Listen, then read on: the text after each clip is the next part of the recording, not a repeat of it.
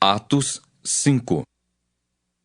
Entretanto, certo homem chamado Ananias, com sua mulher Safira, vendeu uma propriedade, mas, em acordo com sua mulher, reteve parte do preço e, levando o restante, depositou-o aos pés dos apóstolos.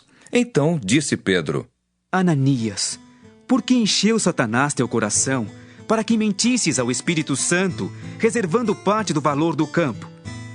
Conservando-o, porventura não seria teu? E vendido, não estaria em teu poder? Como, pois, assentaste no coração este desígnio? Não mentiste aos homens, mas a Deus. Ouvindo estas palavras, Ananias caiu e expirou, sobrevindo grande temor a todos os ouvintes. Levantando-se os moços, cobriram-lhe o corpo e, levando-o, o sepultaram. Quase 3 horas depois, entrou a mulher de Ananias, não sabendo o que ocorrera. Então Pedro, dirigindo-se a ela, perguntou-lhe: Dize-me, vendestes, portanto, aquela terra? Ela respondeu: Sim, portanto. Tornou-lhe Pedro: Por que entrastes em acordo para tentar o Espírito do Senhor? Eis aí à porta os pés dos que sepultaram o teu marido, e eles também te levarão. No mesmo instante, caiu ela aos pés de Pedro e expirou.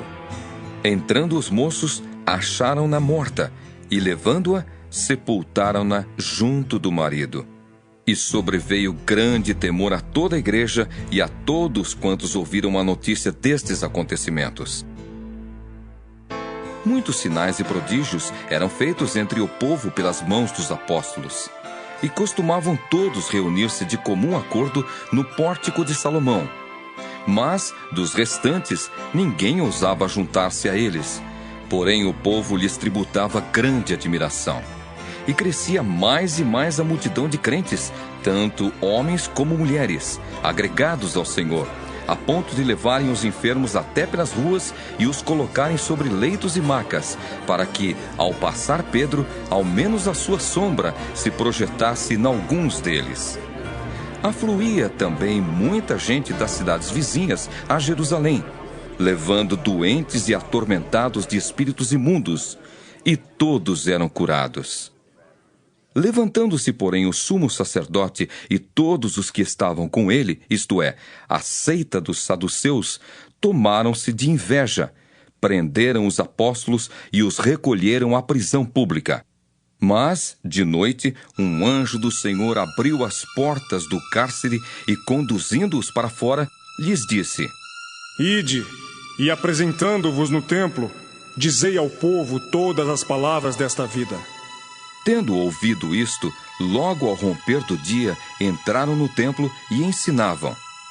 Chegando, porém, o sumo sacerdote e os que com ele estavam, convocaram o sinédrio e todo o senado dos filhos de Israel e mandaram buscá-los no cárcere. Mas os guardas, indo, não os acharam no cárcere, e, tendo voltado, relataram, dizendo: Achamos o cárcere fechado com toda a segurança e as sentinelas nos seus postos junto às portas, mas abrindo-as, a ninguém encontramos dentro. Quando o capitão do templo e os principais sacerdotes ouviram estas informações, ficaram perplexos a respeito deles e do que viria a ser isto. Nesse ínterim, alguém chegou e lhes comunicou: Eis que os homens que recolhestes no cárcere estão no templo ensinando o povo. Nisto, indo o capitão e os guardas, os trouxeram sem violência, porque temiam ser apedrejados pelo povo. Trouxeram-nos, apresentando-os ao sinédrio, e o sumo sacerdote interrogou-os, dizendo: Expressamente vos ordenamos que não ensinasseis nesse nome. Contudo, enchestes Jerusalém de vossa doutrina e quereis lançar sobre nós o sangue desse homem. Então Pedro e os demais apóstolos afirmaram: Antes, importa obedecer a Deus do que aos homens. O Deus de nossos pais ressuscitou a Jesus, a quem vós matastes, pendurando-o no madeiro. Deus, porém, com a sua destra, o exaltou a príncipe salvador, a fim de conceder a Israel o arrependimento e a remissão de pecados. Ora, nós somos testemunhas destes fatos, e bem assim o Espírito Santo, que Deus o outorgou aos que lhe obedecem. Eles, porém, ouvindo, se enfureceram e queriam matá-los.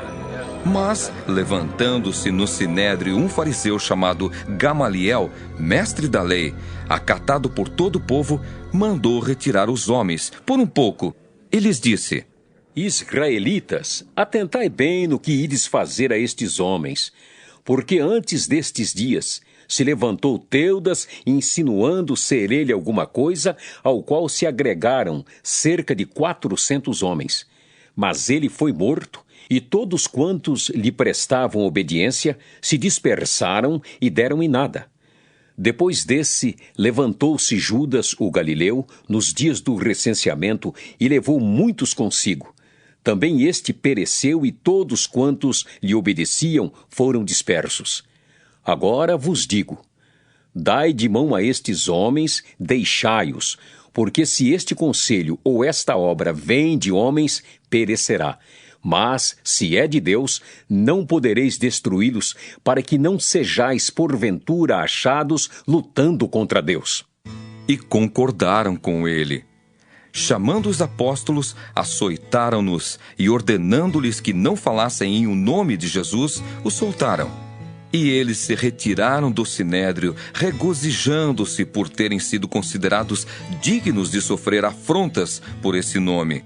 E todos os dias no templo e de casa em casa não cessavam de ensinar e de pregar Jesus, o Cristo.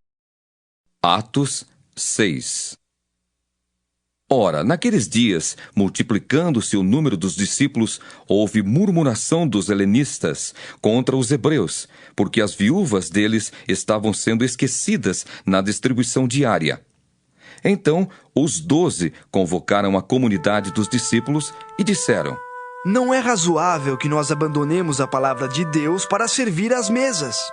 Mas, irmãos, escolhei dentre vós 7 homens de boa reputação, cheios do Espírito e de sabedoria, aos quais encarregaremos deste serviço. E quanto a nós, nos consagraremos à oração e ao ministério da palavra.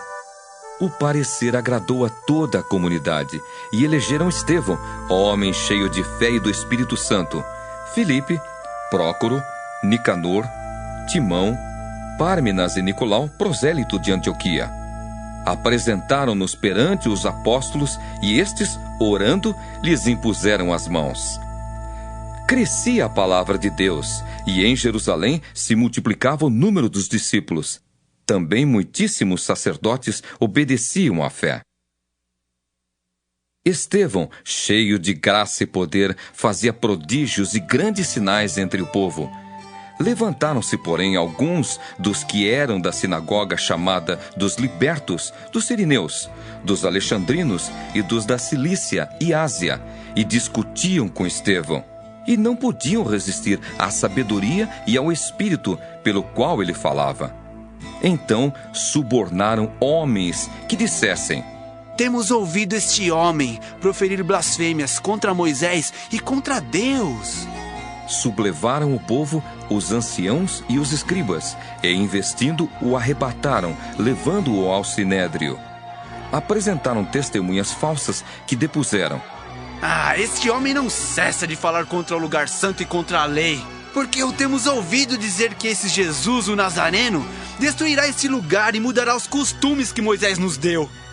Todos os que estavam assentados no sinédrio, fitando os olhos em Estevão, viram o seu rosto como se fosse rosto de anjo.